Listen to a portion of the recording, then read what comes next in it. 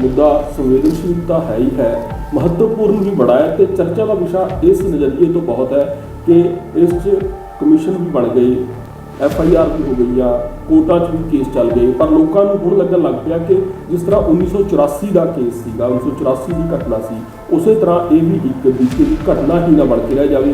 इससे भी जोड़ा है कि खास किसी दोषी की सज़ा या सच निकल के सामने नहीं आना।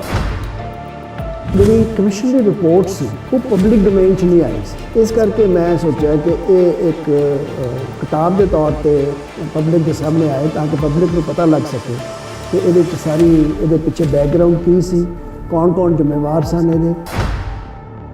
उस ऐसी किहड़ी चीज़ है जिहड़ी तुसीं मनदे हो कि पब्लिक डोमेन च रिपोर्ट तां चलो तुसीं कहा कि नहीं आई, पर वो ऐसे किहड़े तत्थ ने जिहड़े तुसीं किताब दे विच मोटे तौर के उत्ते पा रहे हो?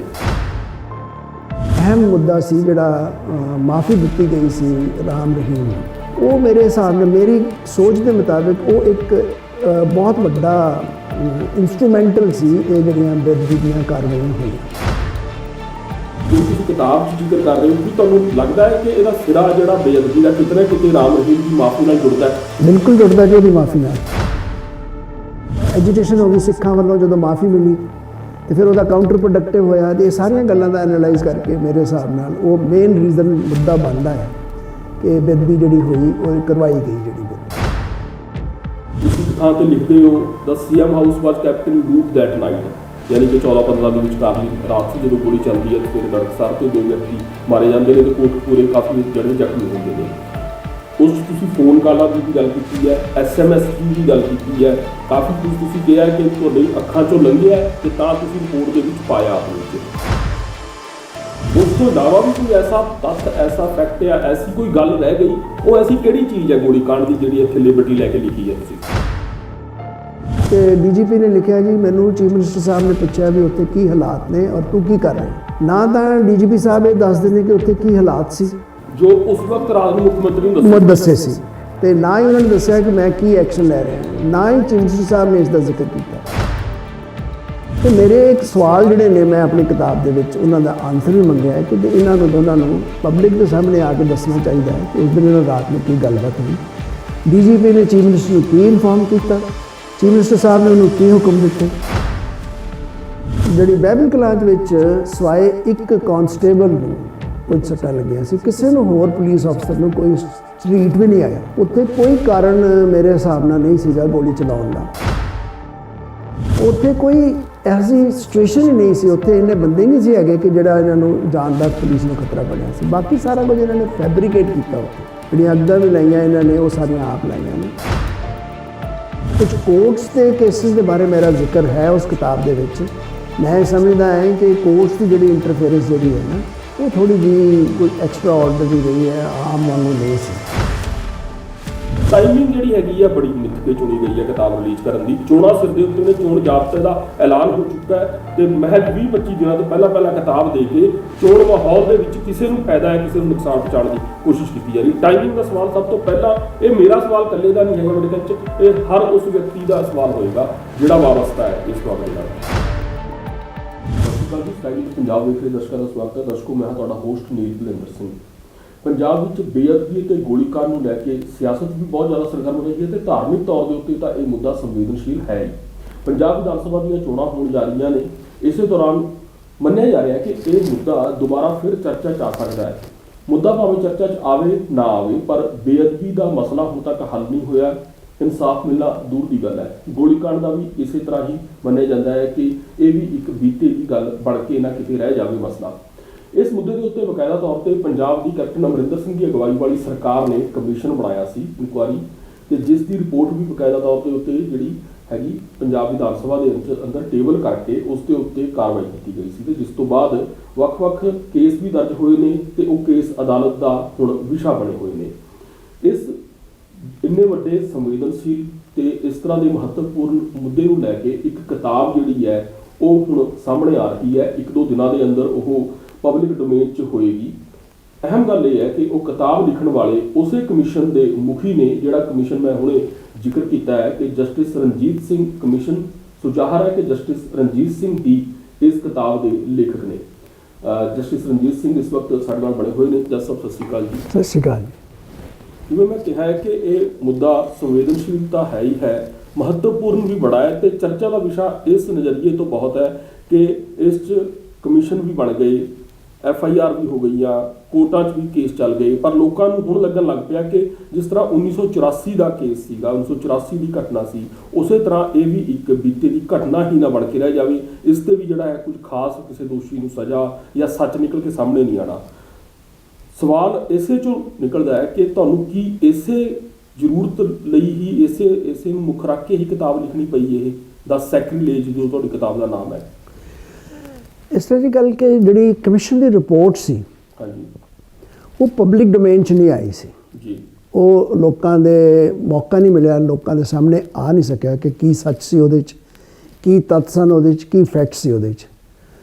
ਤੇ ਮੈਂ ਸਮਝਦਾ ਬਹੁਤ ਜ਼ਰੂਰੀ ਹੈ ਕਿ ਲੋਕਾਂ ਨੂੰ ਇਸ ਸੈਕਰੀਲੇਜ ਦਾ ਜੋ ਕੁਝ ਵੀ ਕਾਰਵਾਈ ਹੋਈ ਜਾਂ ਜੋ ਕੁਝ ਵੀ ਪੁਲਿਸ ਐਕਸ਼ਨ ਹੋਇਆ ਉਹਦੀ ਸੱਚ ਉਹ ਜਿਹੜਾ ਸਾਹਮਣੇ ਆਉਣਾ ਚਾਹੀਦਾ, ਫੈਕਟਸ ਜਿਹੜੇ ਤੱਥ ਨੇ ਜਿਹੜੇ ਉਹ ਪਬਲਿਕ ਡੋਮੇਨ 'ਚ ਆਉਣੇ ਚਾਹੀਦੇ ਨੇ। ਇਸ ਕਰਕੇ ਮੈਂ ਸੋਚਿਆ ਕਿ ਇਹ ਇੱਕ ਕਿਤਾਬ ਦੇ ਤੌਰ ਤੇ ਪਬਲਿਕ ਦੇ ਸਾਹਮਣੇ ਆਏ ਤਾਂ ਕਿ ਪਬਲਿਕ ਨੂੰ ਪਤਾ ਲੱਗ ਸਕੇ ਕਿ ਇਹਦੇ 'ਚ ਇਹਦੇ ਪਿੱਛੇ ਬੈਕਗਰਾਉਂਡ ਕੀ ਸੀ, ਕੌਣ ਜ਼ਿੰਮੇਵਾਰ ਸਨ ਇਹਦੇ। ਉਹ ਇਸ ਕਰਕੇ ਕਿਤਾਬ ਲਿਖਣ ਦਾ ਮੈਂ ਸਮਝਿਆ ਕਿ ਮੈਨੂੰ ਮੇਰੇ ਕਾਫੀ ਜੋ ਵੈਲ ਵਿਸ਼ਰ ਸੀ ਜਾਂ ਦੋਸਤ ਸੀ ਉਹਨਾਂ ਨੇ ਮੈਨੂੰ ਕੋਕਸ ਕੀਤਾ ਕਿ ਤੁਸੀਂ ਇਹ ਜ਼ਰੂਰ ਲਿਖੋ ਤਾਂ ਕਿ ਪਬਲਿਕ ਨੂੰ ਪਤਾ ਲੱਗ ਸਕੇ ਸਾਰੀ ਕਾਰਵਾਈ ਦਾ। ਸੋ ਇਨ ਬਰੀਫ ਜੇ ਮੈਂ ਗੱਲ ਕਰਨੀ ਚਾਹਾਂ, ਹਾਲੇ ਕਿ ਕਿਤਾਬ ਦੀ ਘੁੰਡ ਚੁਕਾਈ ਤੁਹਾਡੀ ਦੀ ਮੇਰੇ ਖਿਆਲ 'ਚ ਪਰਸੋਂ ਹੈ, ਬੁੱਧਵਾਰ ਨੂੰ, ਉਸ 'ਚ ਐਸੀ ਕਿਹੜੀ ਚੀਜ਼ ਹੈ ਜਿਹੜੀ ਤੁਸੀਂ ਮੰਨਦੇ ਹੋ ਕਿ ਪਬਲਿਕ ਡੋਮੇਨ 'ਚ ਰਿਪੋਰਟ ਤਾਂ ਚਲੋ ਤੁਸੀਂ ਕਿਹਾ ਕਿ ਨਹੀਂ ਆਈ, ਪਰ ਉਹ ਐਸੇ ਕਿਹੜੇ ਤੱਥ ਨੇ ਜਿਹੜੇ ਤੁਸੀਂ ਕਿਤਾਬ ਦੇ ਵਿੱਚ ਮੋਟੇ ਤੌਰ ਦੇ ਉੱਤੇ ਪਾ ਰਹੇ ਹੋ? ਇਸ ਤਰ੍ਹਾਂ ਦੀ ਕਿ ਕਿਤਾਬ ਜਿਹੜੀ ਕਮਿਸ਼ਨ ਦੀ ਰਿਪੋਰਟ ਸੀ ਉਹ ਬੇਸਿਕਲੀ ਐਵੀਡੈਂਸ ਤੇ ਡਿਪੈਂਡੈਂਟ ਸੀ ਜੀ, ਉਸ ਤੋਂ ਬਾਹਰ ਨਹੀਂ ਜਾਇਆ ਜਾ ਸਕਦਾ ਸੀ। ਪਰ ਕਈ ਐਸੇ ਤੱਥ ਸਨ ਜਿਹੜੇ ਪਬਲਿਕ ਡੋਮੇਨ 'ਚ ਵੀ ਸੀਗੇ ਤੇ ਜਿਨ੍ਹਾਂ ਨੂੰ ਐਨਾਲਾਈਜ਼ ਕਰਨਾ ਬਹੁਤ ਜ਼ਰੂਰੀ ਸੀ। ਉਹ ਸਾਰਾ ਖੁੱਲ੍ਹ ਕੇ ਮੈਂ ਇਸ ਕਿਤਾਬ ਦੇ ਵਿੱਚ ਉਹਨਾਂ ਦਾ ਵਰਣਨ ਕੀਤਾ ਹੈ। ਮਸਲਨ ਕੋਈ ਇੱਕਾ ਦੁੱਕਾ ਤੁਸੀਂ ਜ਼ਿਕਰ ਕਰਨਾ ਚਾਹੋ? ਦੇਖੋ, ਮੇਰੇ ਵਿਚਾਰ ਨਾਲ ਇੱਕ ਬੜਾ ਅਹਿਮ ਮੁੱਦਾ ਸੀ ਜਿਹੜਾ ਮਾਫੀ ਦਿੱਤੀ ਗਈ ਸੀ ਰਾਮ ਰਹੀਮ ਨੂੰ। ਉਹ ਮੇਰੇ ਹਿਸਾਬ ਨਾਲ, ਮੇਰੀ ਸੋਚ ਦੇ ਮੁਤਾਬਿਕ ਉਹ ਇੱਕ ਬਹੁਤ ਵੱਡਾ ਇੰਸਟਰੂਮੈਂਟਲ ਸੀ ਇਹ ਜਿਹੜੀਆਂ ਬੇਅਦਬੀ ਦੀਆਂ ਕਾਰਵਾਈਆਂ ਹੋਈਆਂ। ਉਹਨੂੰ ਬਹੁਤ ਖੁੱਲ੍ਹ ਕੇ ਕੀ ਉਹਦੇ ਮਗਰ ਕਿਸ ਤਰ੍ਹਾਂ ਹੋਇਆ, ਕਿਸ ਤਰ੍ਹਾਂ ਉਹਨੂੰ ਮਾਫੀ ਮੈਨੇਜ ਕੀਤੀ ਗਈ, ਉਹ ਮੈਂ ਸਾਰਾ ਇਸ ਕਿਤਾਬ ਦੇ ਵਿੱਚ ਬਹੁਤ ਖੁੱਲ੍ਹ ਕੇ ਜ਼ਿਕਰ ਕੀਤਾ। ਪਲੱਸ ਜਿਹੜਾ ਕਾਰਵਾਈ ਜਿਹੜੀ ਪੁਲਿਸ ਐਕਸ਼ਨ ਦੇ ਵਿੱਚ ਜਿਹੜੀਆਂ ਉਸ ਦਿਨ ਰਾਤ ਨੂੰ ਗੱਲਾਂ ਬਾਤਾਂ ਹੋਈਆਂ, ਕੁਝ ਐਸੀਆਂ ਗੱਲਾਂ ਸੀ ਜਿਹੜੀਆਂ ਕੁਝ ਵਿਟਨੈਸਿਸ ਸੀ ਜਿਹੜੇ ਉਹ ਚਾਹੁੰਦੇ ਸੀ ਕਿ ਖੁੱਲ੍ਹ ਕੇ ਨਹੀਂ ਆਉਣਾ ਚਾਹੁੰਦੇ ਸੀ, ਪਰ ਮੈਨੂੰ ਵੈਸੇ ਉਹਨਾਂ ਨੇ ਗੱਲਾਂ ਜ਼ਿਕਰ ਕੀਤਾ ਸੀ। ਮੈਂ ਉਹ ਸਾਰਿਆਂ ਦਾ ਜ਼ਿਕਰ ਇਸ ਕਿਤਾਬ ਦੇ ਵਿੱਚ ਕੀਤਾ। ਨਹੀਂ, ਜਿਵੇਂ ਤੁਸੀਂ ਕਿਹਾ ਕਿ ਬੇਅਦਬੀ ਦੀ ਘਟਨਾ ਨੂੰ ਲੈ ਕੇ ਤੁਸੀਂ ਰਿਪੋਰਟ 'ਚ ਉਨੀ ਖੁੱਲ੍ਹ ਨਹੀਂ ਲੈ ਸਕੇ ਸੀ ਕਿ ਜਾਂ ਐਵੀਡੈਂਸ ਉਸ ਤਰ੍ਹਾਂ ਦੇ ਸਪੋਰਟ ਨਹੀਂ ਕਰਦੇ ਸੀ ਤੁਹਾਨੂੰ ਕਿ ਤੁਸੀਂ ਸਾਰੀ ਗੱਲ ਉਸ 'ਚ ਖੁੱਲ੍ਹ ਕੇ ਕਹੋ, ਪਰ ਜਿਹੜੀ ਤੁਸੀਂ ਕਿਤਾਬ 'ਚ ਜ਼ਿਕਰ ਕਰ ਰਹੇ ਹੋ, ਕੀ ਤੁਹਾਨੂੰ ਲੱਗਦਾ ਹੈ ਕਿ ਇਹਦਾ ਸਿਰਾ ਜਿਹੜਾ ਬੇਅਦਬੀ ਦਾ ਕਿਤੇ ਨਾ ਕਿਤੇ ਰਾਮ ਰਹੀਮ ਦੀ ਮਾਫੀ ਨਾਲ ਜੁੜਦਾ ਹੈ? ਬਿਲਕੁਲ ਜੁੜਦਾ ਜੀ, ਉਹਦੀ ਮਾਫੀ ਨਾਲ। ਉੱਥੋਂ ਹੀ ਸਾਰਾ ਸਿਲਸਿਲਾ ਸ਼ੁਰੂ ਹੁੰਦਾ ਹੈ। ਇਨਫੈਕਟ ਥੋੜ੍ਹਾ ਜਿਹੀ ਬੈਕਗਰਾਊਂਡ 'ਚ ਵੀ ਮੈਂ ਗਿਆ, ਜਿਹੜਾ 2007 'ਚ ਇੰਸੀਡੈਂਟ ਹੋਇਆ ਸੀ ਜਿੱਥੇ ਉਹਨੇ ਆਪਣੀ ਡਰੈਸ ਪਾਈ ਸੀ 10ਵੇਂ ਪਾਤਸ਼ਾਹ ਦੀ, ਜੀ, ਸਵਾਗਤ ਕੀਤਾ ਸੀ। ਸਵਾਗਤ, ਹਾਂਜੀ। ਉਹ ਜਿਹੜਾ ਸਾਰਾ ਇੰਸੀਡੈਂਟ ਹੈ ਨਾ, ਉਹ ਇੰਸਟਰੂਮੈਂਟਲ ਹੈ। ਮੈਂ ਉਹ ਸਾਰਾ ਐਨਾਲਾਈਜ਼ ਕਰਕੇ ਉਸ ਨੂੰ ਇਸ ਕਿਤਾਬ 'ਚ ਜ਼ਿਕਰ ਕੀਤਾ ਉਹਦਾ।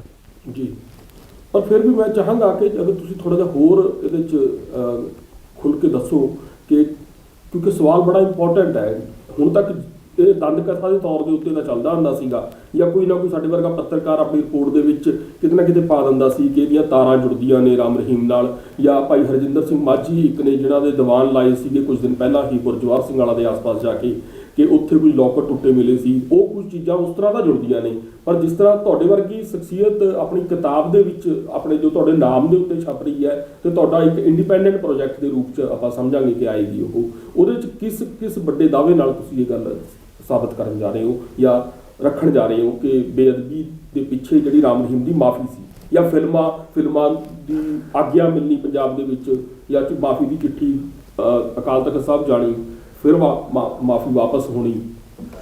ਇਸ ਤਰ੍ਹਾਂ ਗੱਲ ਹੈ ਜੀ ਕਿ ਉਹ ਅਗਰ ਉਹਨਾਂ ਨੂੰ ਮੈਂ ਸਾਰੇ ਐਨਾਲਾਈਜ਼ ਕੀਤਾ ਸਾਰੇ ਫੈਕਟਸ ਨੂੰ, ਜਦੋਂ ਇਹ ਫਿਲਮ MSG 2 ਰਿਲੀਜ਼ ਹੋਣੀ ਸੀ, ਹਾਂਜੀ, 15 'ਚ, ਉਸ ਵੇਲੇ ਰਾਮ ਰਹੀਮ ਦੇ ਚੇਲਿਆਂ ਨੇ ਬਹੁਤ ਐਜੀਟੇਸ਼ਨ ਕੀਤੀ ਸੀ।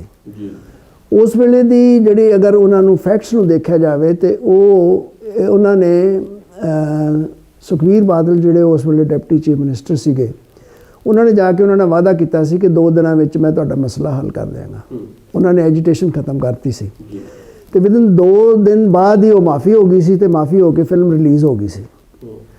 तो ऐसे कई और तत्त ने जिन्होंने मैं अपना परो के बुन के मैं अपना कंक्लूजन कढ़िया है कि जड़ा इस बेअदबी की जी कार्रवाई जी शुरू हुई, जदों फिर वो एजीटेशन हो गई सिखां वालों, जदों माफ़ी मिली तो फिर वह काउंटर प्रोडक्टिव होया। ये सारिया गल्लां दा एनालाइज करके मेरे हिसाब नाल वो मेन रीजन मुद्दा बनता है कि बेअदबी जी हुई वो करवाई गई जी बेअदबी। ਦੂਜਾ ਤੁਸੀਂ ਇਨਸੀਡੈਂਟ ਜਿਹੜਾ ਮੈਨੂੰ ਦੱਸਿਆ ਉਹ ਕਿਹਾ ਕਿ ਗੋਲੀकांड ਦੇ ਵਿੱਚ ਵੀ ਕੁਝ, ਹਾਲਾਂਕਿ ਮੈਂ ਤੁਹਾਡੀ ਰਿਪੋਰਟ ਬੜੇ ਗੌਰ ਨਾਲ ਦੇਖੀ ਆ, ਪੜ੍ਹੀ ਆ, ਬੀਂਗ ਅ ਰਿਪੋਰਟਰ ਜਦੋਂ ਰਿਪੋਰਟ ਕਰਨਾ ਸੀ ਉਹਦੇ 'ਚ ਮੈਨੂੰ ਹੁਣ ਵੀ ਮੈਂ ਵਾਰ-ਵਾਰ ਇਹ ਗੱਲ ਕਹਿਣਾ ਵੀ ਹੁੰਦਾ ਜਦੋਂ ਵੀ ਤੁਹਾਡੇ ਨਾਲ ਮੈਂ ਕੋਈ ਵਾਰਤਾਲਾਪ ਕਰਦਾ ਕਿ ਤੁਸੀਂ ਇੱਕ ਥਾਂ ਤੇ ਲਿਖਦੇ ਹੋ ਦ ਸੀਐਮ ਹਾਊਸ ਵਾਜ kept in loop that night, ਯਾਨੀ ਕਿ 14-15 ਦੇ ਵਿਚਕਾਰਲੀ ਰਾਤ ਸੀ ਜਦੋਂ ਗੋਲੀ ਚੱਲਦੀ ਹੈ। ਸਵੇਰੇ ਤੜਕਸਾਰ ਤੇ 2 ਵਿਅਕਤੀ ਮਾਰੇ ਜਾਂਦੇ ਨੇ ਤੇ ਕੋਟਕਪੂਰੇ ਕਾਫੀ ਜਿਹੜੇ ਜ਼ਖਮੀ ਹੁੰਦੇ ਨੇ। ਉਸ 'ਚ ਤੁਸੀਂ ਫੋਨ ਕਾਲਾਂ ਦੀ ਵੀ ਗੱਲ ਕੀਤੀ ਹੈ, SMS ਦੀ ਵੀ ਗੱਲ ਕੀਤੀ ਹੈ, ਕਾਫੀ ਕੁਝ ਤੁਸੀਂ ਕਿਹਾ ਕਿ ਤੁਹਾਡੀ ਅੱਖਾਂ 'ਚੋਂ ਲੰਘਿਆ ਤੇ ਤਾਂ ਤੁਸੀਂ ਰਿਪੋਰਟ ਦੇ ਵਿੱਚ ਪਾਇਆ ਆਪਣੇ 'ਚ। ਉਸ ਤੋਂ ਇਲਾਵਾ ਵੀ ਕੋਈ ਐਸਾ ਤੱਥ, ਐਸਾ ਫੈਕਟ ਜਾਂ ਐਸੀ ਕੋਈ ਗੱਲ ਰਹਿ ਗਈ ਤੇ ਤੁਹਾਨੂੰ ਲੱਗਿਆ ਸੀ ਕਿ ਅਗਰ ਤੁਸੀਂ ਰਿਪੋਰਟ 'ਚ ਪਾਉਂਦੇ ਹੋ ਤਾਂ ਕਿਉਂਕਿ ਇਹਦੇ ਨਾਲ ਸਪੋਰਟਿੰਗ ਜਿਹੜੇ ਸਬੂਤ ਨੇ ਉਹ ਉੱਥੇ ਤੁਹਾਨੂੰ ਅਲਾਉ ਨਹੀਂ ਕਰਦੇ, ਬੀਂਗ ਆ ਇੱਕ ਕਾਨੂੰਨ ਦਾ ਮਾਹਰ ਹੋਣ ਦੇ ਨਾਤੇ ਜਾਂ ਇੱਕ ਜੱਜ ਹੋਣ ਦੇ ਨਾਤੇ ਜਾਂ ਚੇਅਰਮੈਨ ਜਿਹੜਾ ਇਨਕੁਆਇਰੀ ਕਮਿਸ਼ਨ ਜਿਹੜਾ ਉਹ ਹੋਣ ਦੇ ਨਾਤੇ। ਪਰ ਜਦੋਂ ਕਿਤਾਬ ਲਿਖ ਰਹੇ ਹੋ ਤੁਸੀਂ ਉੱਥੇ ਲੇਖਕ ਹੋ, ਉੱਥੇ ਤੁਸੀਂ ਮਹਿਸੂਸ ਕਰ ਸਕਦੇ ਹੋ ਕਿ ਮੈਂ ਹੁਣ ਇੱਥੇ ਖੁੱਲ੍ਹ ਲੈ ਸਕਦਾ, ਲਿਬਰਟੀ ਲੈ ਸਕਦਾ। ਉਹ ਐਸੀ ਕਿਹੜੀ ਚੀਜ਼ ਹੈ ਗੋਲੀकांड ਦੀ ਜਿਹੜੀ ਇੱਥੇ ਲਿਬਰਟੀ ਲੈ ਕੇ ਲਿਖੀ ਹੈ ਤੁਸੀਂ?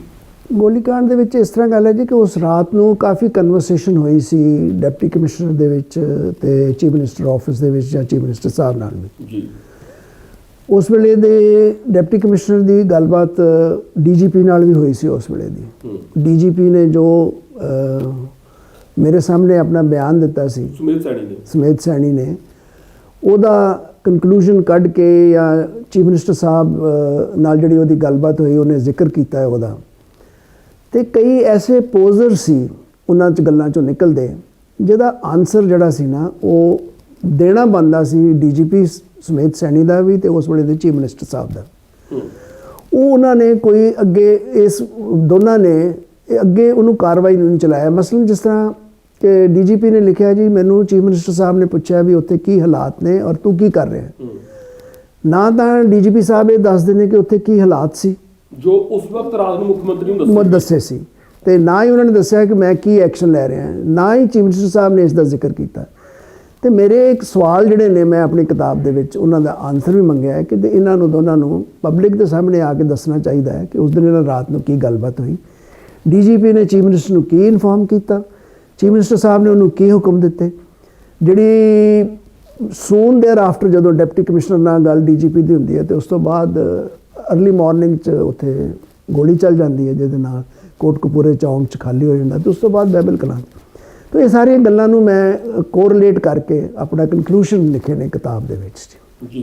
एक इस जदों तुहाडे सामने ਉਹ ਲੋਕ आंदे ने, ਉਹ पुलिस अधिकारी आंदे ने जो उस वक्त तैनात सी, जिन्हां दी बकायदा तौर ते ड्यूटी सी बाइबल कला 'ਚ जो तैनात सी ਜਦੋਂ ਗੋਲੀ ਚੱਲਦੀ ਹੈ ਤਾਂ ਉਹਨਾਂ ਦੇ ਜੋ ਤੁਹਾਡੇ ਕੋਲ ਬਿਆਨ ਆਉਂਦੇ ਨੇ, ਮੇਰੇ ਖਿਆਲ 'ਚ ਉਹਨਾਂ 'ਚ 1-2 ਬੰਦੇ ਨੇ ਬਿਆਨ ਬਦਲੇ ਵੀ ਨੇ, ਬਾਅਦ 'ਚ ਅਪਰੂਵਰ ਵੀ ਬਣਿਆ ਸ਼ਾਇਦ ਕੋਈ ਬੰਦਾ, ਕਿ ਉਹਨਾਂ ਬਿਆਨਾਂ ਦਾ ਵੀ ਕੋਈ ਹਵਾਲਾ ਤੁਸੀਂ ਆਪਣੀ ਕਿਤਾਬ 'ਚ ਇਸ ਤਰੀਕੇ ਨਾਲ ਲੈ ਰਹੇ ਹੋ ਕਿ ਤੁਸੀਂ ਸਾਰਿਆਂ ਦੇ ਇੱਦਾਂ ਹੁੰਦਾ ਨਾ ਜੀ ਕਿ ਤੁਹਾਡੇ ਕੋਲ ਤੁਹਾਡਾ ਕੋਈ ਫਰਜ਼ ਕਰੋ, ਤੁਹਾਡਾ ਕੋਈ ਕਰਮਚਾਰੀ ਹੈ ਤੇ ਉਹ ਕੋਈ ਤੁਹਾਡੇ ਅਦਾਰੇ ਦੇ ਵਿੱਚ ਕੋਈ ਐਸੀ ਘਟਨਾ ਵਾਪਰ ਜਾਂਦੀ ਹੈ, ਤੁਸੀਂ ਉਹਦੀ ਜਾਂਚ ਕਰ ਰਹੇ ਹੁੰਦੇ ਹੋ ਕਿ ਇਹਦਾ ਦੋਸ਼ੀ ਕੌਣ ਹੈ, ਤਾਂ ਤੁਹਾਡੇ ਕੋਲ 4 ਬੰਦੇ ਆ ਕੇ ਕਹਿ ਜਾਂਦੇ ਨੇ ਜੀ ਨਹੀਂ ਜੀ ਇਹ ਤਾਂ ਜੀ ਉਹਦਾ ਗਲਾਸ ਟੁੱਟਿਆ ਤਾਂ ਉਹ ਪੈਰ ਵੱਜ ਕੇ ਹੱਥ ਵੱਜ ਕੇ ਟੁੱਟਿਆ, ਵਿੱਚੋਂ ਕੋਈ ਬੰਦਾ ਐਸੇ ਆਫ ਦਾ ਰਿਕਾਰਡ ਤੁਹਾਨੂੰ ਦੱਸ ਜਾਂਦਾ ਕਿ ਨਹੀਂ ਜੀ ਉਹ ਉਸ ਬੰਦੇ ਨੇ ਜਾਣ ਕੇ ਤੋੜਿਆ ਹੈ। ਕੀ ਇਸ ਤਰ੍ਹਾਂ ਦਾ ਕੁਝ ਹੋਇਆ? ਨਹੀਂ, ਇਸ ਤਰ੍ਹਾਂ ਗੱਲ ਨਹੀਂ ਸੀ ਹੈਗੀ। ਜਿਹੜਾ ਅਪਰੂਵਰ ਬਣਿਆ ਹੈ ਨਾ ਜੀ, ਜਿਹੜਾ ਜੋ ਵੀ ਇੰਸਪੈਕਟਰ ਪ੍ਰਦੀਪ ਸ਼ਾਇਦ ਉਹਦਾ ਨਾਮ ਹੈ, ਉਹਦਾ ਕੀ ਉਹਨੇ ਬਿਆਨ ਦਿੱਤਾ ਉਹ ਮੇਰੇ ਕੋਲ ਨਹੀਂ ਆਇਆ। ਉਹ ਜਦੋਂ ਮੇਰੇ ਕੋਲ ਸੀ ਉਹਨਾਂ ਨੇ ਉਹੀ ਪੁਲਿਸ ਅਫਸਰਾਂ ਨੇ ਆਪਣੇ ਬਚਾਓ ਵਾਸਤੇ ਹੀ ਬਿਆਨ ਦਿੱਤੇ ਸੀ, ਬਟ ਉਹਨਾਂ ਬਿਆਨਾਂ ਨੂੰ ਐਨਾਲਾਈਜ਼ ਕਰਨਾ ਮੇਰਾ as a chairman of the commission ਵੀ ਫਰਜ਼ ਬਣਦਾ ਸੀ ਤੇ ਹੁਣ ਵੀ ਐਨਾਲਾਈਜ਼ ਕਰਨਾ। ਮੈਂ ਉਹਨਾਂ ਨੂੰ ਬਕਾਇਦਾ ਐਵੀਡੈਂਸ ਨੂੰ ਵੇ ਕਰਕੇ ਜਿਹੜੇ ਪਬਲਿਕ ਦੇ ਡੋਮੇਨ 'ਚੋਂ ਆਈ ਐਵੀਡੈਂਸ ਤੇ ਜਿਹੜੀ ਪੁਲਿਸ ਤੋਂ ਆਈ ਉਹਨਾਂ ਨੂੰ ਮੈਂ ਸਾਰਿਆਂ ਨੂੰ ਆਪਣਾ ਐਨਾਲਾਈਜ਼ ਕਰਕੇ ਜਿਵੇਂ ਆਪਣੇ ਤੱਤ ਕੱਢੇ ਨੇ ਜਿਹੜੇ ਮੈਂ ਇਹਦੇ 'ਚ ਰਿਪੀਟ ਕੀਤੇ ਨੇ ਕਿਤਾਬ ਦੇ ਵਿੱਚ। ਜੀ ਪਰ ਮੈਂ ਥੋੜਾ ਜਿਹਾ ਸਵਾਲ ਨੂੰ ਹੋਰ ਸਪਸ਼ਟ ਕਰ ਦੇਣਾ ਕਿ ਕੀ ਕਿਸੇ ਨੇ ਆ ਕੇ ਕਿਹਾ ਜੀ ਲਿਖਣ ਵਾਸਤੇ ਤਾਂ ਮੇਰਾ ਬਿਆਨ ਇਹ ਹੈ, ਰਿਕਾਰਡ ਕਰਨ ਵਾਸਤੇ ਤਾਂ, ਰਿਪੋਰਟ ਵਾਸਤੇ ਤਾਂ, ਤੁਹਾਡੀ ਜਾਂਚ ਕਮਿਸ਼ਨ ਵਾਸਤੇ ਤਾਂ ਮੇਰਾ ਬਿਆਨ ਇਹ ਹੈ ਜਿਹੜਾ ਇੱਥੋਂ ਸ਼ੁਰੂ ਹੁੰਦਾ ਹੈ, ਆਹ ਉਡਾ ਹੈ ਤੇ ਇਹ ਉਹਦਾ ਆਖਰੀ ਹਿੱਸਾ ਹੈ, ਇਹ ਹੈ ਤੇ ਇਹ ਜੈਡ ਹੈ। ਪਰ ਕਹਿੰਦਾ ਫਿਰ ਉਹ ਤੁਹਾਨੂੰ ਵੈਸੇ ਚਾਹ ਪੀਂਦੇ ਹੋਏ ਬਾਅਦ 'ਚ ਜਾਂ ਬਾਹਰ ਗੇਟ ਤੇ ਜਾਂਦੇ ਹੋਏ ਕਿਤੇ ਕਹਿ ਜਾਂਦਾ ਸੀ ਅਸਲੀ ਗੱਲ ਇਦਾਂ ਹੋਈ ਸੀ। ਜੇਕਰ ਇਸ ਤਰ੍ਹਾਂ ਦੀ ਕੋਈ ਤੁਹਾਡੇ ਕੋਲ ਗੱਲ ਆਈ ਹੈ ਕਿ ਉਹ ਕਿਤਾਬ ਦਾ ਵਿਸ਼ਾ ਬਣੀ ਹੈ? ਹਾਂ ਬਣੀ ਹੈ ਜੀ। ਦੋ ਐਸੀਆਂ ਗੱਲਾਂ ਆਈਆਂ ਸੀ। ਇੱਕ ਤੇ ਜਿਹੜਾ SHO ਉੱਥੇ ਕੋਟਕਪੂਰੇ ਦਾ ਸੀਗਾ ਜੀ, ਉਸਨੇ ਮੈਨੂੰ ਕਾਫੀ ਇਨਫੋਰਮੇਸ਼ਨ ਆਊਟਸਾਈਡ ਹਿਸ ਸਟੇਟਮੈਂਟ ਦਿੱਤੀ ਸੀ, ਜਿਹਦਾ ਮੈਂ ਜ਼ਿਕਰ ਇਸ ਕਿਤਾਬ 'ਚ ਕੀਤਾ। ਡਿਪਟੀ ਕਮਿਸ਼ਨਰ ਜਿਹੜੇ ਉਸ ਵੇਲੇ ਸੀ ਉਹਨਾਂ ਨੇ ਵੀ ਕੁਝ ਇਨਫੋਰਮੇਸ਼ਨ ਮੇਰੇ ਨਾਲ ਸ਼ੇਅਰ ਕੀਤੀ ਸੀ ਜਿਹੜੀ ਉਹ ਉਸ ਵੇਲੇ ਆਪਣੇ ਰਿਕਾਰਡ 'ਚ ਨਹੀਂ ਕਰਨਾ ਚਾਹੁੰਦੇ ਸੀ। ਮੈਂ ਉਹ ਵੀ ਉਸ ਦਾ ਵੀ ਜ਼ਿਕਰ ਕੀਤਾ ਇਸ ਤਰ੍ਹਾਂ। ਉਹਨਾਂ ਦੇ ਉਸ ਜੋ ਇਨਫੋਰਮੇਸ਼ਨਸ ਉਹਨਾਂ ਨੇ ਦਿੱਤੀਆਂ ਨੇ ਇਸ ਤਰ੍ਹਾਂ, ਕਿਉਂਕਿ ਮੈਨੂੰ ਇਹ ਸਵਾਲ ਜ਼ਿਆਦਾ ਰੈਲੇਵੈਂਸ ਇਸ ਕਰਕੇ ਲੱਗ ਰਿਹਾ ਜੀ ਕਿਉਂਕਿ ਸਾਡੇ ਕੋਲ ਪੱਤਰਕਾਰ ਹੁੰਦੇ ਆ, ਸਾਡੇ ਕੋਲ ਵੀ ਇਸ ਤਰ੍ਹਾਂ ਦੀਆਂ ਬਹੁਤ ਸਾਰੀਆਂ ਗੱਲਾਂ ਆਉਂਦੀਆਂ ਨੇ ਕਿ ਅਗਲਾ ਕਹਿੰਦਾ ਜੀ ਲਿਖਣਾ ਮੇਰੇ ਵੱਲੋਂ ਲਿਖਣ ਵਾਸਤੇ ਤਾਂ ਇਹ ਹੈ ਪਰ ਅਸਲੀ ਇਹ ਹੈ। ਫਿਰ ਅਸੀਂ ਦੋਵਾਂ ਚੀਜ਼ਾਂ ਨੂੰ ਸਮਝ ਕੇ ਜਿਹੜਾ ਆਪਣੀ ਰਿਪੋਰਟ ਤਿਆਰ ਕਰਦੇ ਹੁੰਦੇ ਆ। ਤਾਂ ਕਿ ਉਹ ਕਿਹੜੀਆਂ ਐਸੀਆਂ ਗੱਲਾਂ ਸੀ ਜਿਹੜੀਆਂ ਕਿ ਹੁਣ ਤੱਕ ਪਬਲਿਕ ਡੋਮੇਨ 'ਚ ਤਾਂ ਆਈਆਂ ਨੇ?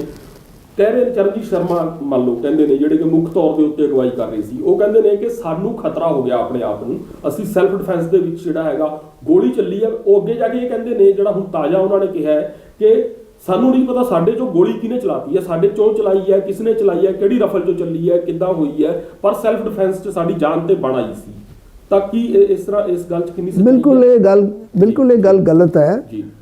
ਜਿਹੜੀ ਬਾਈਬਲ ਕਲਾਸ ਵਿੱਚ ਸਵਾਏ ਇੱਕ ਕਾਂਸਟੇਬਲ ਨੂੰ ਕੁਝ ਸੱਟਾਂ ਲੱਗੀਆਂ ਸੀ, ਕਿਸੇ ਨੂੰ ਹੋਰ ਪੁਲਿਸ ਅਫਸਰ ਨੂੰ ਕੋਈ ਸਟਰੀਟ ਵੀ ਨਹੀਂ ਆਈ ਜੀ। ਉੱਥੇ ਕੋਈ ਕਾਰਨ ਮੇਰੇ ਹਿਸਾਬ ਨਾਲ ਨਹੀਂ ਸੀਗਾ ਗੋਲੀ ਚਲਾਉਣ ਦਾ। ਉੱਥੇ ਜਿਹੜੀ ਗੋਲੀ ਚਲਾਈ ਗਈ ਹੈ ਉਹ ਇੱਕ ਬੜੀ ਬਾਰਬਰਿਕ ਤਰੀਕੇ ਨਾਲ ਚਲਾਈ ਗਈ ਹੈ ਗੋਲੀ। ਉੱਥੇ ਜਿਹੜੇ 2 ਮੌਤਾਂ ਹੋਈਆਂ ਉਹਨਾਂ ਨੇ ਕਲੋਜ਼ ਰੇਂਜ ਤੋਂ ਗੋਲੀਆਂ ਵੱਜੀਆਂ ਉਹਨਾਂ ਨੂੰ। ਉੱਥੇ ਕੋਈ ਐਸੀ ਸਿਚੁਏਸ਼ਨ ਹੀ ਨਹੀਂ ਸੀ, ਉੱਥੇ ਇੰਨੇ ਬੰਦੇ ਨਹੀਂ ਸੀ ਹੈਗੇ ਕਿ ਜਿਹੜਾ ਇਹਨਾਂ ਨੂੰ ਜਾਨ ਦਾ ਪੁਲਿਸ ਨੂੰ ਖਤਰਾ ਬਣਿਆ ਸੀ। ਬਾਕੀ ਸਾਰਾ ਕੁਝ ਇਹਨਾਂ ਨੇ ਫੈਬਰੀਕੇਟ ਕੀਤਾ। ਉੱਥੇ ਜਿਹੜੀਆਂ ਅੱਗਾਂ ਵੀ ਲਾਈਆਂ ਇਹਨਾਂ ਨੇ ਉਹ ਸਾਰੀਆਂ ਆਪ ਲਾਈਆਂ ਨੇ। ਉਹ ਤਾਂ ਇੱਕ ਚਰਨਜੀਤ ਸ਼ਰਮਾ ਹੋਰੀ ਜੋ ਕੁਝ ਕਹਿ ਰਹੇ ਆਪਣੇ ਬਚਾਅ ਵਾਸਤੇ ਕਹਿ ਰਹੇ ਨੇ ਉਹ ਬਿਲਕੁਲ ਝੂਠ ਹੈ। ਜਿਹੜੀ ਸੱਚਾਈ ਹੈ ਉਹ ਕਲੀਅਰ ਕੱਟ ਉੱਥੋਂ ਦੇਖੀ ਜਾ ਸਕਦੀ ਹੈ। ਗੱਲ ਇਹੀ ਆ ਰਹੀ ਹੈ ਨਾ ਕਿ ਜੇਕਰ ਇਹ ਕਿਤਾਬ ਕੀ ਉਹ ਸੱਚਾਈ ਤੋਂ ਕਿਸੇ ਹੱਦ ਤੱਕ ਪਰਦਾ ਹੁਣ ਚੁੱਕ ਸਕੇਗੀ ਕਿ ਅਸਲੀ 'ਚ ਕੀ ਹੋਇਆ ਸੀ, ਜੋ ਤੁਸੀਂ ਰਿਪੋਰਟ ਦਾ ਹਿੱਸਾ ਨਹੀਂ ਬਣਾ ਸਕੇ ਪਰ ਕਿਤਾਬ ਦੇ ਤੁਸੀਂ ਖੁਦ ਮਾਲਕ ਹੋ, ਖੁਦ ਲੇਖਕ ਹੋ। ਜੋ ਕਿਤਾਬ ਦਾ ਚੰਗਾ ਹੋਏਗਾ ਉਹ ਵੀ ਤੁਹਾਨੂੰ ਕ੍ਰੈਡਿਟ ਹੋਣਾ ਹੈ, ਜੋ ਮਾੜਾ ਹੋਏਗਾ ਉਹ ਵੀ ਤੁਹਾਡੇ ਖਾਤੇ ਜੁੜਨਾ ਹੈ। ਇੱਥੇ ਤੁਸੀਂ ਕੀ ਉਸ 'ਚ ਖੁਲਾਸਾ ਕਰਦੇ ਹੋ? ਦੇਖੋ ਗੱਲ ਇਹ ਹੈ ਕਿ ਜੋ ਵੀ ਮੈਂ ਲਿਖਣਾ ਹੈ ਜੀ ਉਹਨੂੰ ਸੱਚਾਈ ਦੇ ਨੇੜੇ ਰੱਖਣਾ ਬਹੁਤ ਜ਼ਰੂਰੀ ਸੀ। ਉਹੀ ਉਮੀਦ ਕਰ ਰਹੇ ਸੀ। ਹਾਂਜੀ ਤੋ ਜੋ ਮੈਂ ਸਮਝਦਾ ਹਾਂ ਜੋ ਮੇਰੇ ਕੋਲ ਇਨਫੋਰਮੇਸ਼ਨ ਦੇ ਮੁਤਾਬਿਕ ਜੋ ਕੁਛ ਸੀ ਮੈਂ ਉਹਨੂੰ ਹੀ ਲਿਖਿਆ। ਮੈਂ ਕੋਈ ਆਊਟਸਾਈਡ ਦੀ ਇਨਫੋਰਮੇਸ਼ਨ ਨਹੀਂ ਗਿਆ। ਸਰ ਮੈਂ ਉਹਦਾ ਕੁਝ ਝਲਕ ਮੈਂ ਚਾਹਾਂਗਾ ਕਿ ਤੁਸੀਂ ਜ਼ਰੂਰ ਇਸ਼ਾਰਾ ਕਰੋ ਸੋ ਦੈਟ ਕਿ ਕਿਉਂਕਿ ਕਿਤਾਬ ਅੰਗਰੇਜ਼ੀ 'ਚ ਆ ਰਹੀ ਹੈ ਜਿੱਥੋਂ ਤੱਕ ਮੈਨੂੰ ਜਾਣਕਾਰੀ ਹੈ। ਉਹਦਾ ਤਰਜਮਾ ਹੋਣ 'ਚ ਵੀ ਸਮਾਂ ਲੱਗਣਾ ਹੈ, ਹਿੰਦੀ 'ਚ, ਪੰਜਾਬੀ 'ਚ, ਮਾਂ ਬੋਲੀ 'ਚ, ਤਾਂ ਉਹਦਾ ਲੋਕਾਂ ਨੂੰ ਤਾਂ ਕਿ ਪਤਾ ਲੱਗ ਸਕੇ ਵੀ ਐਸੀ ਕੈਸੀ ਕਿਹੜੇ ਪਾਸੇ ਲੈ ਕੇ ਜਾ ਰਹੀ ਹੈ ਘਟਨਾ ਨੂੰ ਉਹ ਕਿਤਾਬ। ਮੇਰੀ ਐਨਾਲਿਸਿਸ ਦੇ ਮੁਤਾਬਿਕ ਤਾਂ ਜਿਹੜਾ ਜੀ ਇਸ ਬੇਅਦਬੀ ਦੀ ਜਿਹੜੀ ਕਾਰਵਾਈ ਹੈ ਸਾਰੀ ਉਹ ਰਾਮ ਰਹੀਮ ਨਾਲ ਜੁੜੀ ਹੋਈ ਹੈ। ਰਾਮ ਰਹੀਮ ਨਾਲ ਜੁੜੀ ਹੋਈ ਹੈ। ਗੋਲੀ ਕਾਂਡ ਦੀ ਕਿਸ ਤਰ੍ਹਾਂ ਜਿਹੜਾ ਹੈ ਕੀ ਨਿਕਲਦਾ ਹੈ? ਗੋਲੀ ਕਾਂਡ ਦੇ ਵਿੱਚ ਬੜੀਆਂ ਵੇਅਰਿੰਗ ਸਟੇਟਮੈਂਟ ਸੀਗੀਆਂ। ਪਹਿਲਾਂ ਪ੍ਰੈਸ ਕਾਨਫਰੰਸ ਜਿਹੜੀ ਸੀ ਉਹਦੇ 'ਚ ਕੁਝ ਹੋਰ ਕਿਹਾ ਗਿਆ ਸੀ। ਚਰਨਜੀਤ ਸ਼ਰਮੇ ਨੂੰ ਉੱਧਰ ਭੇਜਣ ਦਾ ਜਿਹੜਾ ਸੀ ਉਹ ਕਿਤੇ ਹੋਰ ਭੇਜਣ ਦਾ ਪਹਿਲਾਂ ਬਣਾਇਆ ਗਿਆ ਕੋਟਕਪੂਰੇ ਤੋਂ। ਉਹ ਸਾਰੀਆਂ ਗੱਲਾਂ ਨੂੰ ਐਨਾਲਾਈਜ਼ ਕਰਕੇ ਮੈਂ ਇਹ ਸਮਝਾਇਆ ਕਿ ਇਹਨਾਂ ਨੂੰ ਬਾਈਬਲ ਕਲਾਂ ਭੇਜਿਆ ਗਿਆ ਸੀ ਕੁਝ ਐਕਸ਼ਨ ਲੈਣ ਵਾਸਤੇ, ਕਿਉਂਕਿ ਕੋਟਕਪੂਰੇ ਜਦੋਂ ਇਹਨਾਂ ਨੇ ਧਰਨਾ ਚੁਕਾ ਲਿਆ ਤੇ ਇਹਨਾਂ ਨੂੰ ਮੇਰੇ ਖਿਆਲ ਆਦੇਸ਼ ਇਹ ਸੀ ਜਿਹੜਾ ਕਿ ਮੈਂ ਐਨਾਲਾਈਜ਼ ਕੀਤਾ ਕਿ ਹੁਣ ਕੋਟਕਪੂਰੇ 'ਚ ਵੀ ਉੱਥੋਂ ਬਾਈਬਲ ਕਲਾਂ ਤੋਂ ਵੀ ਜਿਹੜਾ ਧਰਨਾ ਚੁੱਕਣਾ ਚਾਹੀਦਾ। ਤੇ ਉੱਥੇ ਜਾ ਕੇ ਇਹਨਾਂ ਨੇ ਫਿਰ ਜਾਸਤੀ ਕੀਤੀ ਬਿਨਾਂ ਕੁਝ ਦੇਖ ਕੇ ਸੋਚੇ ਸਮਝੇ। ਜਾ ਕੇ ਉੱਥੇ ਉਹ ਪਬਲਿਕ ਜਿਹੜੀ ਪੀਸਫੁਲੀ ਬੈਠੀ ਸੀ, ਪਾਠ ਕਰ ਰਹੀ ਸੀ ਜਾਂ ਲੰਗਰ ਚਲਾ ਰਹੀ ਸੀ, ਉਹਨਾਂ 'ਤੇ ਜਾ ਕੇ ਫਿਰ ਗੋਲੀ ਚਲਾਈ ਇਹਨਾਂ ਨੇ ਜਾ ਕੇ। ਜਿਨ੍ਹਾਂ ਲੋਕਾਂ ਨੂੰ ਤੁਸੀਂ ਜਾਂਚ 'ਚ ਸ਼ਾਮਲ ਪੁੱਛਗਿੱਛ ਸ਼ਾਮਲ ਕੀਤਾ ਹੈ ਆਪਣੀ ਇਨਕੁਆਇਰੀ ਵੇਲੇ, ਕਿ ਉਹ ਸਾਰਿਆਂ ਨੇ ਉਹਨਾਂ ਸਾਰਿਆਂ ਦੀ ਜੋ ਰਿਕਾਰਡ ਆਇਆ ਜੋ ਵੀ ਉਹ ਕੀ ਜਸਟੀਫਾਈ ਕਰਦੇ ਹੋ ਤੁਸੀਂ ਉਹਨਾਂ ਦੀ? ਬਿਲਕੁਲ ਜਸਟੀਫਾਈ ਕੀਤਾ। ਮੈਂ ਕਿਤਾਬ 'ਚ ਵੀ ਜਸਟੀਫਾਈ ਕੀਤਾ ਜੀ। ਮੈਂ ਆਪਣਾ ਐਨਾਲਿਸਿਸ ਜਿਹੜਾ ਐਵੀਡੈਂਸ ਦਾ ਸਾਰਾ ਮੈਂ ਕਿਤਾਬ 'ਚ ਲਿਖਿਆ, ਉਹਦੇ 'ਚ ਐਨਾਲਾਈਜ਼ ਕਰਕੇ ਮੈਂ ਜਸਟੀਫਾਈ ਕੀਤਾ। ਤੇ ਮੈਂ ਜਿਹੜੀਆਂ ਫਾਈਂਡਿੰਗਸ ਨੇ ਮੇਰੀਆਂ ਵੀ ਕਿਹਦਾ ਕਸੂਰ ਹੈ ਉਹ ਸਾਰੀਆਂ ਮੈਂ ਜਸਟੀਫਾਈ ਕੀਤੀਆਂ ਕਿਤਾਬ 'ਚ। ਜਿੱਥੋਂ ਤੱਕ ਮੈਂ ਹੁਣ ਤੱਕ ਦੀ ਗੱਲ ਚੋਂ ਸਮਝ ਸਕ ਰਿਹਾ, ਵੈਸੇ ਤਾਂ ਤੁਹਾਡੀ ਕਿਤਾਬ ਹੁਣ ਪਬਲਿਕ ਡੋਮੇਨ 'ਚ ਆਈ ਜਾਏਗੀ, ਉਹਦਾ ਹਰਫ ਦਰ ਹਰਫ ਪੜ੍ਹਿਆ ਜਾਣਾ ਹੈ ਕਿਉਂਕਿ ਲੋਕ ਬੜੇ ਉਤਸੁਕ ਨੇ ਕਿ ਜਿਹੜਾ ਬੇਅਦਬੀ ਆ ਉਸ ਨੂੰ ਤੁਸੀਂ ਜੋੜਦੇ ਹੋ ਰਾਮ ਰਹੀਮ ਦੀ ਫਿਲਮ ਨਾਲ ਤੇ ਉਸ ਨੂੰ ਮਾਫੀ ਨਾਲ, ਤੇ ਪਿੱਛੇ 2007 ਦੀ ਘਟਨਾ ਜਿਹੜੀ ਗੁਰੂ ਗੋਬਿੰਦ ਸਿੰਘ ਦਸਮ ਪਾਤਸ਼ਾਹ ਦਾ ਸਵਾਗਤ 'ਚ ਆਇਆ ਸੀ, ਉਸ ਨੂੰ ਲੈ ਕੇ ਜੋ ਸਿੱਖ ਮਨਾਂ 'ਚ ਜਿਹੜਾ ਪਨਪ ਰਹੀ ਜਿਹੜੀ ਹੈਗੀ ਹੈ ਨਿਰਾਸ਼ਾ ਸੀ ਜਾਂ ਉਹਨਾਂ 'ਚ ਰੋਸ ਸੀਗਾ ਜਾਂ ਵੇਦਨਾ ਸੀ, ਉਸ ਨਾਲ ਜੋੜ ਰਹੇ ਹੋ ਤੁਸੀਂ ਕਿ ਉਹਦੀ ਉਪਜ ਸੀ, ਜੇ ਮੈਂ ਗਲਤ ਨਾ ਹੋਵਾਂ ਤਾਂ। ਬਿਲਕੁਲ ਠੀਕ ਹੈ। ਤੁਸੀਂ ਕਿਤਾਬ 'ਚ ਕਹਿ ਜਾ ਰਹੇ ਹੋ। ਦੂਜਾ ਪਹਿਲੂ ਆਉਂਦਾ ਕਿਤਾਬ ਦਾ ਕਿ ਬਹਿਬਲ ਕਲਾਂ 'ਚ ਜਿਹੜੀ 14 ਅਕਤੂਬਰ 2015 ਨੂੰ ਤੜਕਸਾਰ ਜਦੋਂ ਗੋਲੀ ਚੱਲਦੀ ਹੈ, 2 ਵਿਅਕਤੀ ਮਰਦੇ ਨੇ, ਉਹਦਾ ਗੋਲੀ ਚੱਲੀ ਤਾਂ ਪਤਾ ਹੀ ਹੈ, ਗੋਲੀ ਚੱਲੀ ਹੈ, 2 ਬੰਦੇ ਮਰੇ ਨੇ, ਗੋਲੀ ਚਲਾਈ ਕਿਵੇਂ ਦੀ, ਇਹ ਜਾਂਚ ਦਾ ਮੁੱਖ ਵਿਸ਼ਾ ਸੀ। ਉਹ ਮੇਰੇ ਮੁਤਾਬਕ ਜੋ ਮੈਨੂੰ ਸਮਝ ਆਇਆ ਤੁਹਾਡੀ ਗੱਲਬਾਤ ਤੋਂ, ਤੁਸੀਂ ਕਿਤਾਬ 'ਚ ਇਹ ਗੱਲ ਪਾ ਰਹੇ ਹੋ ਕਿ ਉਹ ਸੈਲਫ ਡਿਫੈਂਸ 'ਚ ਨਹੀਂ, ਉਹ ਮਿੱਥ ਕੇ ਚਲਾਈ ਗਈ ਗੋਲੀ ਸੀ ਜਾਂ ਮਿੱਥ ਕੇ ਕੀਤੀ ਗਈ। ਬਿਲਕੁਲ ਸੈਲਫ ਡਿਫੈਂਸ ਨਹੀਂ ਸੀ ਜੀ, ਉਹ ਬਿਲਕੁਲ ਸੈਲਫ ਡਿਫੈਂਸ ਨਹੀਂ ਸੀ। ਔਰ ਮੇਰੀ ਰਿਪੋਰਟ 'ਚ ਵੀ ਤੇ ਮੈਂ ਹੁਣ ਵੀ ਜਿਹੜੇ ਜ਼ਿੰਮੇਵਾਰ ਨੇ ਜਿਨ੍ਹਾਂ ਦੇ ਖਿਲਾਫ ਨਾਂ ਆਇਆ ਸੀ, ਆਈ ਵਿਟਨੈਸ ਨੇ ਉੱਥੇ ਜਿਨ੍ਹਾਂ ਨੂੰ ਗੋਲੀ ਲੱਗੀ ਸੀ, ਇੱਕ ਸਰਵਾਈਵ ਕਰ ਗਿਆ ਸੀ, ਉਹਨਾਂ ਨੇ ਨਾਮ ਦਿੱਤੇ ਨੇ ਜਿਨ੍ਹਾਂ ਨੇ ਗੋਲੀ ਚਲਾਈ ਹੈ, ਉਹਨਾਂ ਤੇ ਹੀ ਪਰਚਾ ਕਰਨ ਵਾਸਤੇ ਮੇਰੇ ਕਹਿਣ ਤੇ ਈਵਨ ਕੋਟਕਪੂਰੇ 'ਚ ਵੀ ਅਜੀਤ ਸਿੰਘ ਦੇ ਬਿਆਨ ਤੇ ਜਿਹੜਾ ਪਰਚਾ ਹੋਇਆ ਹੈ ਜਾਂ ਜਿਹੜਾ ਬਹਿਬਲ ਕਲਾਮੀ ਹੋਇਆ, ਉਹ ਬਿਲਕੁਲ ਉਹ ਆਈ ਵਿਟਨੈਸ ਜਦੋਂ ਹੋਵੇ ਤੇ ਉਹਦੀ ਤਾਂ ਇਨਵੈਸਟੀਗੇਸ਼ਨ ਬਣਦੀ ਹੈ ਨਾ, ਉਹ 'ਤੇ ਕੋਈ ਸ਼ੱਕ ਨਹੀਂ ਰਹਿ ਜਾਂਦਾ। ਜੇ ਬੰਦਾ ਜਿਹਨੂੰ ਗੋਲੀ ਵੱਜੀ ਉਹ ਕਹਿ ਰਿਹਾ ਕਿ ਇਹਨੇ ਚਲਾਈ ਤੇ ਇਹ ਮੈਨੂੰ ਵੱਜੀ, ਤੇ ਫਿਰ ਉਹਦੇ 'ਚ ਤਾਂ ਕੋਈ ਸ਼ੱਕ ਦੀ ਗੁੰਜਾਇਸ਼ ਨਹੀਂ ਹੁੰਦੀ। ਉਹ ਤੇ ਪੁਲਿਸ ਫਿਰ ਇਨਵੈਸਟੀਗੇਟ ਕਰਕੇ ਹੁਣ ਤੱਕ ਇਹਨੂੰ ਕਾਮਯਾਬ ਆਪਣਾ ਕਨਕਲੂਜਨ 'ਚ ਲੈ ਆਉਣਾ ਚਾਹੀਦਾ ਸੀ। ਮੇਰੇ ਵਿਚਾਰ ਨਾਲ ਕੋਰਟਸ ਦੀ ਇੰਟਰਫੇਰੈਂਸ ਜਿਹੜੀ ਰਹੀ ਹੈ ਉਹ ਥੋੜ੍ਹੀ ਜਿਹੀ ਐਕਸਟਰਾ ਆਰਡੀਨਰੀ ਰਹੀ ਹੈ। ਕੋਰਟਸ ਦੀ ਇੰਟਰਫੇਰੈਂਸ ਕਰਕੇ ਵੀ ਇਹ ਜਿਹੜਾ ਨਾ ਇਨਸਾਫ ਅੱਜ ਤੱਕ ਲੋਕਾਂ ਨੂੰ ਨਹੀਂ ਮਿਲ ਸਕਿਆ। ਜਿਹੜੀ ਤੁਹਾਡੀ ਕਿਤਾਬ ਦਾ ਸੈਕਰੀਲੇਜ ਨਾਮ ਬੇਅਦਬੀ ਤੁਸੀਂ ਨਾਮ ਰੱਖਿਆ ਉਹਦਾ, ਉਸ ਨੂੰ ਮੈਂ ਇਸ ਤਰ੍ਹਾਂ ਹੀ ਗਿਣਦਿਆਂ ਜੀ ਕਿ ਬੇਅਦਬੀ ਦੀ ਘਟਨਾ, ਉਹਦੇ ਪਿੱਛੇ ਕੰਮ ਕਰਦੇ ਕਾਰਨ, ਗੋਲੀकांड ਦੀ ਘਟਨਾ ਕਿਉਂ ਵਾਪਰੀ, ਕਿਉਂ ਕਰਨੀ ਪਈ, ਉਹਦੇ ਤੁਸੀਂ ਕਿਹਾ ਕਿ ਕਾਰਵਾਈ ਕਰਨ ਲਈ ਹੀ ਚਰਨਜੀਤ ਸ਼ਰਮਾ ਨੂੰ ਉੱਥੇ ਭੇਜਿਆ ਗਿਆ ਸੀ ਤੇ ਉਹ ਕਾਰਵਾਈ ਮਿੱਥ ਕੇ ਕੀਤੀ ਗਈ ਹੈ। ਦੂਜਾ ਪਹਿਲੂ ਇਹ ਉਗੜਦਾ ਤੁਹਾਡੀ ਕਿਤਾਬ 'ਚ। ਤੀਜੀ ਥਾਂ ਤੇ ਆਉਂਦੀ ਹੈ ਜਦੋਂ ਤੁਹਾਡੀ ਰਿਪੋਰਟ ਜਿਹੜੀ ਹੈ 2017 ਦੇ ਵਿੱਚ ਸਰਕਾਰ ਆਉਂਦੇ ਆਈ, ਪਹਿਲੇ 4-5 ਮਹੀਨਿਆਂ ਦੇ ਅੰਦਰ ਮੈਂ ਗਲਤ ਨਾ ਹੋਵਾਂ ਤਾਂ 27 ਅਗਸਤ 2017 ਨੂੰ ਟੇਬਲ ਹੋ ਗਈ ਸੀ ਤੇ ਉਸ ਤੇ ਫਿਰ ਐਕਸ਼ਨ ਟੇਕਨ ਰਿਪੋਰਟ ਤੋਂ ਬਾਅਦ ਜਿਹੜਾ ਹੈਗਾ 2018 ਮਾਫ ਕਰਨਾ 1.5 ਸਾਲ ਬਾਅਦ ਸਰਕਾਰ ਦੇ ਆਉਣ ਤੋਂ ਆਉਂਦੇ ਤਾਂ ਕਮਿਸ਼ਨ ਬਣਾਇਆ ਸੀ ਤੁਹਾਡਾ। ਤੀਜਾ ਪਹਿਲੂ ਆਉਂਦਾ ਹੈ ਕਿ ਜੋ ਉਹ ਕਾਰਵਾਈ ਕਰਨ ਲਈ ਪੰਜਾਬ ਵਿਧਾਨ ਸਭਾ ਨੇ ਕਹਿ ਦਿੱਤਾ, ਉਸ 'ਚ ਫਿਰ ਕੁੰਵਰ ਵਿਜੇ ਪ੍ਰਤਾਪ ਉਸ ਜਿਹੜੀ ਜਾਂਚ ਟੀਮ ਦਾ ਅਹਿਮ ਹਿੱਸਾ ਬਣਦੇ ਨੇ। ਉਸ ਤੋਂ ਬਾਅਦ ਇਸ ਤਰ੍ਹਾਂ ਲੱਗਣ ਲੱਗ ਜਾਂਦਾ ਹੈ ਕਿ ਕੁੰਵਰ ਵਿਜੇ ਪ੍ਰਤਾਪ ਹੀ ਜਸਟਿਸ ਰਣਜੀਤ ਸਿੰਘ ਦਾ ਰੈਪਲੀਕਾ ਕਹਿ ਲਓ ਕਿ ਬਦਲ ਬਣ ਗਏ ਨੇ, ਤੇ ਜਸਟਿਸ ਰਣਜੀਤ ਸਿੰਘ ਇੱਥੇ ਖੜੇ ਨੇ, ਉਹ ਜੇ ਮੈਂ ਕਹਾਂ ਕਿ ਉਹ ਉਪਦੇਸ਼ ਦੇ ਰਹੇ ਨੇ ਜਾਂ ਉਹ ਕਹਿ ਰਹੇ ਨੇ ਕਿ ਇਹ ਸਾਰਾ ਜਿਹੜਾ ਹੈਗਾ ਲਿਖਤੀ ਆਦੇਸ਼ ਹੈ ਤੇ ਇਸ ਨੂੰ ਹੁਣ ਇਸ ਤਰ੍ਹਾਂ ਇੰਪਲੀਮੈਂਟ ਕਰਨਾ ਹੈ। ਸੋ ਐਗਜ਼ੀਕਿਊਟਿਵ ਜਿਹੜਾ ਹੈਗਾ ਅਫਸਰ ਦੇ ਤੌਰ ਦੇ ਉੱਤੇ ਉਹ ਕੰਮ ਕਰਦੇ ਨੇ ਤੇ ਆਖਰਕਾਰ ਜਾ ਕੇ ਫਿਰ ਮੂੰਹ ਦੀ ਖਾਣੀ ਪੈਂਦੀ ਹੈ ਹਾਈ ਕੋਰਟ ਦੇ ਵਿੱਚ ਕੁਝ ਮਹੀਨੇ ਪਹਿਲਾਂ ਹੀ, ਜਦੋਂ ਕੁੰਵਰ ਵਿਜੇ ਪ੍ਰਤਾਪ ਸਿੰਘ ਦੇ ਉੱਤੇ ਬਕਾਇਦਾ ਉਸੇ ਹਾਈ ਕੋਰਟ ਦੇ ਜੱਜ ਵੱਲੋਂ ਜਿਸ ਹਾਈ ਕੋਰਟ ਦੇ ਤੁਸੀਂ ਵੀ ਜੱਜ ਰਹੇ ਹੋ, ਉਸ ਕੁਰਸੀ ਤੇ ਬੈਠਦੇ ਰਹੇ ਹੋ, ਕਿ ਉਸ ਨੇ ਕਿਹਾ ਕਿ ਇਸ ਸੰਵਿਧਾਨ ਦੀਆਂ ਧੱਜੀਆਂ ਉਡਾਈਆਂ ਗਈਆਂ ਨੇ ਜਾਂਚ ਕਰਦੇ ਹੋਏ। ਉਸ ਪਹਿਲੂ ਨੂੰ ਪਹਿਲਾ ਹਿੱਸਾ ਸਵਾਲ ਦਾ ਕਿ ਉਸ ਪਹਿਲੂ ਨੂੰ ਵੀ ਤੁਸੀਂ ਕੁੰਵਰ ਵਿਜੇ ਪ੍ਰਤਾਪ ਦੀ ਕਾਰਜ ਪ੍ਰਣਾਲੀ ਨੂੰ ਵੀ ਕਿਤਾਬ 'ਚ ਲਿਆ, ਜੇ ਲਿਆ ਤਾਂ ਕਿਸ ਤਰ੍ਹਾਂ ਲਿਆ? ਨਹੀਂ, ਮੈਂ ਉਸ ਐਂਗਲ ਤੋਂ ਨਹੀਂ ਦੇਖਿਆ ਕਿਉਂਕਿ ਮੈਂ ਇਨਵੈਸਟੀਗੇਸ਼ਨ ਜਿਹੜੀ ਕੁੰਵਰ ਵਿਜੇ ਪ੍ਰਤਾਪ ਦੀ ਸੀ ਨਾ, ਉਹਨੂੰ ਮੈਂ ਬਿਲਕੁਲ ਨਹੀਂ ਦੇਖਿਆ, ਨਾ ਹੀ ਮੇਰੀ ਉਹ ਡੋਮੇਨ ਦੇ ਵਿੱਚ ਸੀਗੀ। ਮੈਂ ਤਾਂ ਆਪਣੀ ਕਾਰਵਾਈ ਜਿਹੜੀ ਕੀਤੀ ਹੈ, ਜਿਹੜੀ ਕਮਿਸ਼ਨ ਦੀ ਕਾਰਗੁਜ਼ਾਰੀ ਸੀ, ਉਹਦੇ ਬਾਰੇ ਹੀ ਕਿਤਾਬ 'ਚ ਲਿਖਿਆ। ਹਾਂ, ਕੁਝ ਕੋਰਟਸ ਦੇ ਕੇਸਿਸ ਦੇ ਬਾਰੇ ਮੇਰਾ ਜ਼ਿਕਰ ਹੈ ਉਸ ਕਿਤਾਬ ਦੇ ਵਿੱਚ। ਮੈਂ ਸਮਝਦਾ ਹਾਂ ਕਿ ਕੋਰਟਸ ਦੀ ਜਿਹੜੀ ਇੰਟਰਫੇਰੈਂਸ ਜਿਹੜੀ ਹੈ ਨਾ, ਉਹ ਥੋੜ੍ਹੀ ਜਿਹੀ ਕੋਈ ਐਕਸਟਰਾ ਆਰਡਨਰੀ ਰਹੀ ਹੈ, ਆਮ ਵਾਂਗੂ ਨਹੀਂ ਸੀ। ਉਹਨੂੰ ਬੇਸਿਕਲੀ ਦੇਖਿਆ ਗਿਆ ਕਿ ਜੀ ਇਹ ਪੁਲਿਸ ਅਫਸਰ ਜਿਹੜੇ ਅਕਿਊਜ਼ ਨੇ ਉਹਨਾਂ ਦੇ ਰਾਈਟਸ ਨੂੰ ਜ਼ਿਆਦਾ ਤਰਜੀਹ ਦਿੱਤੀ ਗਈ ਬਜਾਏ ਇਸ ਦੇ ਕਿ ਇਨਸਾਫ ਵੱਲ ਨੂੰ ਦੇਖਿਆ ਜਾਂਦਾ। ਤੇ ਇਸ ਦਾ ਕੋਈ ਮੈਂ ਜ਼ਿਕਰ ਕੀਤਾ ਹੈ, ਆਪਣਾ ਕੇਸਿਸ ਦਾ ਜ਼ਿਕਰ ਕੀਤਾ ਹੈ ਜੀ। ਜਿਵੇਂ ਨਾਮ ਤੁਸੀਂ ਦਾ ਸੈਕਰੀਲੇਜ ਰੱਖਿਆ ਕਿਤਾਬ ਦਾ, ਬੇਅਦਬੀ ਰੱਖਿਆ, ਕੀ ਤੁਸੀਂ ਇਸ ਨੂੰ ਸਿਰਫ ਬੇਅਦਬੀ ਦੀ ਜੋ ਲੈਂਡਮਾਰਕ ਘਟਨਾ ਆਪਾਂ ਕਹਿ ਰਹੇ ਹਾਂ, ਜਿਹਨੂੰ ਆਪਾਂ ਯਾਦ ਕਰਦੇ ਹਾਂ ਕਿ ਉਹ ਇੱਕ ਕਲਟ ਇਨਸੀਡੈਂਟ ਸੀਗਾ ਜਿਸ ਨੇ ਬੜਾ ਪੰਜਾਬ ਦੀ ਸਿਆਸਤ ਵਿੱਚ ਵੀ ਜਿਹੜਾ ਹੈਗਾ ਮੋੜਾ ਲਿਆਂਦਾ ਤੇ ਸਰਕਾਰਾਂ ਵੀ ਉੱਠੀਆਂ ਡਿੱਗੀਆਂ, ਮੁੱਖ ਮੰਤਰੀਆਂ ਦੀ ਕੁਰਸੀਆਂ ਵੀ ਆਈਆਂ ਗਈਆਂ ਨੇ, ਬੜਾ ਕੁਝ ਹੋਇਆ, ਜਾਂ ਫਿਰ ਤੁਸੀਂ ਉਸ ਨੂੰ ਕਿਸੇ ਦੂਜੇ ਉਸ ਦ੍ਰਿਸ਼ਟੀਕੋਣ ਤੋਂ ਪੇਸ਼ ਕਰਨ ਦੀ ਕੋਸ਼ਿਸ਼ ਕੀਤੀ ਹੈ ਕਿ ਇੱਕ ਤਰ੍ਹਾਂ ਨਾਲ ਜਾਂਚ ਦੀ ਵੀ ਬੇਅਦਬੀ ਹੋਈ ਹੈ, ਲੋਕਾਂ ਦੇ ਵਿਸ਼ਵਾਸ ਦੀ ਵੀ ਬੇਅਦਬੀ ਹੋਈ ਹੈ, ਕੋਰਟਾਂ ਦੇ ਆਦੇਸ਼ਾਂ ਦੀ ਵੀ ਬੇਅਦਬੀ ਹੋਈ ਹੈ, ਸਰਕਾਰਾਂ ਦੀ ਨੀਅਤ ਦੀ ਵੀ ਬੇਅਦਬੀ ਹੋਈ ਹੈ। ਜਾਂਚ ਕਿਉਂਕਿ ਸਿਰੇ ਨਹੀਂ ਚੜੀ ਹੁਣ ਤੱਕ ਇਨਸਾਫ ਦਾ ਤਾਂ ਰਾਹ ਹੀ ਨਹੀਂ ਖੁੱਲਿਆ ਹੈਗਾ ਕਿ ਉਹ ਵੀ ਉਸ ਨੂੰ ਆਪਾਂ ਇਸ ਟਾਈਟਲ ਦੇ ਵਿੱਚ ਮੰਨ ਕੇ ਚੱਲੀਏ? ਕੁਝ ਗੱਲ ਇਸ ਤਰ੍ਹਾਂ ਹੈ ਜੀ ਕਿ ਮੇਰਾ ਬੇਸਿਕ ਪਰਪਸ ਇਹ ਸੀ ਜੀ ਕਿ ਬੇਅਦਬੀ ਜਿਹੜੀ ਹੈ ਇਹਦਾ ਇੱਕ ਬੜਾ ਮੇਜਰ ਇਫੈਕਟ ਹੋਇਆ ਸਾਰੀ ਪੋਲਿਟਿਕਸ ਦੇ ਉੱਤੇ ਵੀ, ਸਾਰੇ ਸਟੇਟ ਦੇ ਉੱਤੇ ਵੀ, ਲੋਕਾਂ ਦੀ ਸਿੱਖਾਂ ਦੀ ਸਾਈਕੀ ਦੇ ਉੱਤੇ ਵੀ, ਵਰਲਡ ਓਵਰ। ਜੀ। ਤੇ ਇਸ ਕਰਕੇ ਜੋ ਮੇਰੀ ਨਜ਼ਰ 'ਚ ਜੋ ਮੇਰੀ ਇਨਕੁਆਇਰੀ ਦੇ ਦੌਰਾਨ ਮੇਰੇ ਸਾਹਮਣੇ ਜੋ ਪੇਸ਼ ਹੋਈ ਚੀਜ਼ਾਂ, ਮੈਂ ਉਹ ਚਾਹੁੰਦਾ ਸੀ ਕਿ ਲੋਕਾਂ ਦੇ ਪਬਲਿਕ ਡੋਮੇਨ 'ਚ ਜ਼ਰੂਰ ਆਉਣ। ਬੇਸਿਕ ਪਰਪਸ ਤੇ ਉਹਦਾ ਇਹ ਸੀ ਵੀ ਸੱਚਾਈ ਇਹਦੇ ਬਾਰੇ ਕੀ ਹੈ।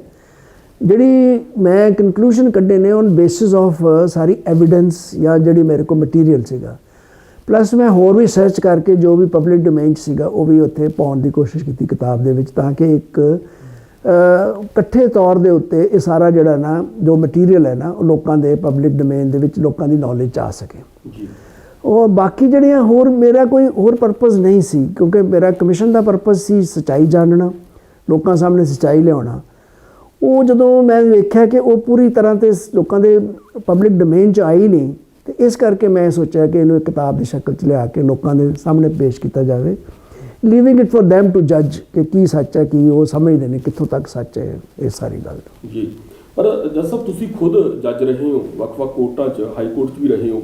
ਮੈਨੂੰ ਯਾਦ ਹੈ ਕਿ ਮੈਂ ਲੀਗਲ ਕੋਰਸਪੋਂਡੈਂਟ ਵੀ ਹਾਂ, ਕਿ ਅਕਸਰ ਕੀ ਹੁੰਦਾ ਕਿ ਕਈ ਕੰਟਰੋਵਰਸੀਅਲ ਜਾਂ ਇਸ ਤਰ੍ਹਾਂ ਦੀ ਕੋਈ ਰਿਪੋਰਟਾਂ ਲੱਗ ਜਾਂਦੀਆਂ ਨੇ ਜਿਹੜੇ ਕੇਸ ਅਦਾਲਤ 'ਚ ਚੱਲ ਰਹੇ ਹੁੰਦੇ ਨੇ, ਅਦਾਲਤ ਉਸ ਨੂੰ ਕੰਟੈਂਪਟ ਵੀ ਮੰਨ ਲੈਂਦੀ ਹੈ। ਕਈ ਵਾਰ ਮੈਂ ਪੱਤਰਕਾਰਾਂ ਦੀ ਖਿਚਾਈ ਹੁੰਦੀ ਵੀ ਵੇਖੀ ਹੈ ਅਦਾਲਤਾਂ ਦੇ ਵਿੱਚ ਇਹਨਾਂ ਗੱਲਾਂ ਨੂੰ ਲੈ ਕੇ।